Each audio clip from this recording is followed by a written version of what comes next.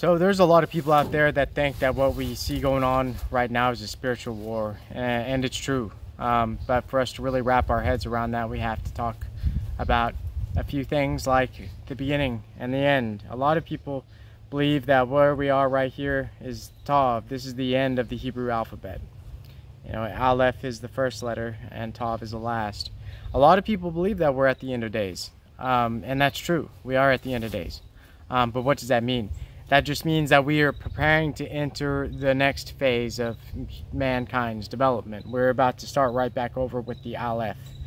And so we're going from Tav to Aleph, and the Western world will try and make us think that the next generation of children that are going to be born are the generation Alpha. This is a wrong way of thinking, and it's the evil that I'm trying to prevent from happening. Is this way of thinking that has permeated Western consciousness since Jesus, really, because it's wrong.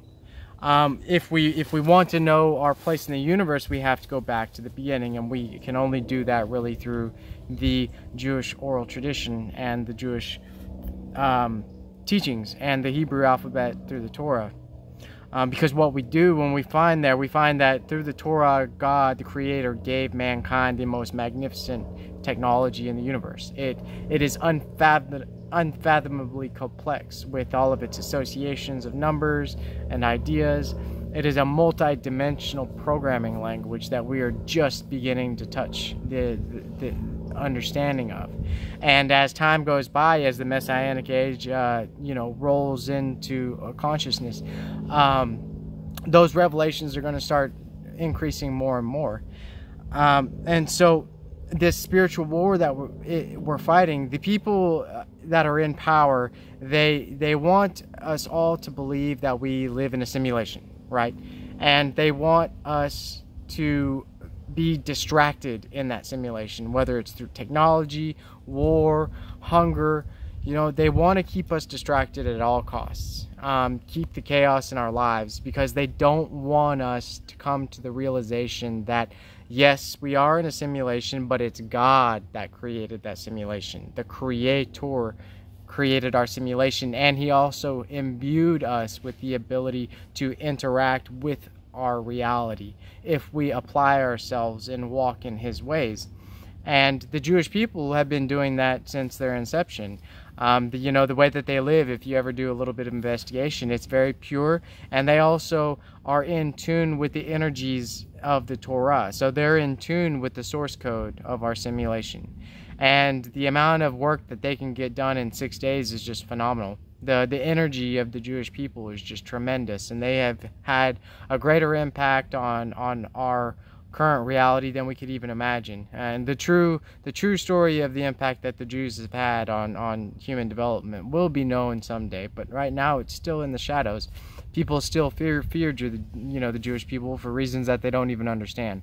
But that's the reason. It's because they are in tune with God's programming language, His source code, and because they live a refined life, they are able to subjugate their lower 11 sephirot on the tree of life, the emotions.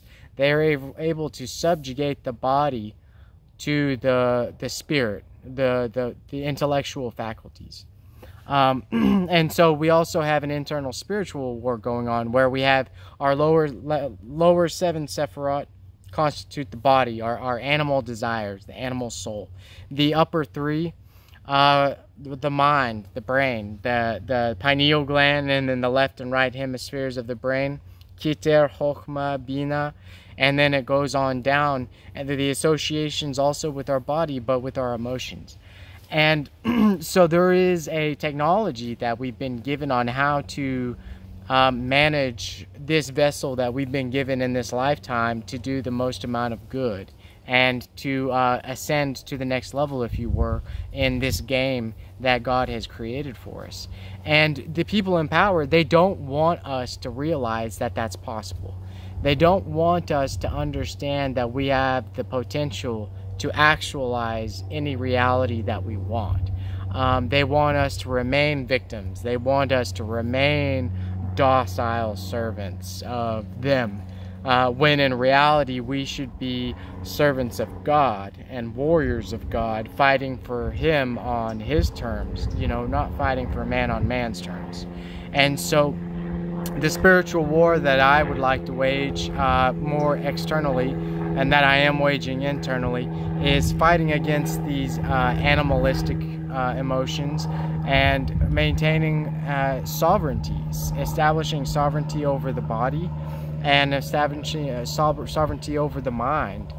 And I would like to build out here a community of people who also would like to establish that sovereignty, a Noahide community of people who are committed to rectifying themselves and rectifying the planet. I think that really is the future for America. The way that we can shine light into this darkness is by escaping the chaos of this world that has been created and begin the process of building a new world. So, time to fight the good fight. Hope you guys are having a great week. Look forward to talking to you more.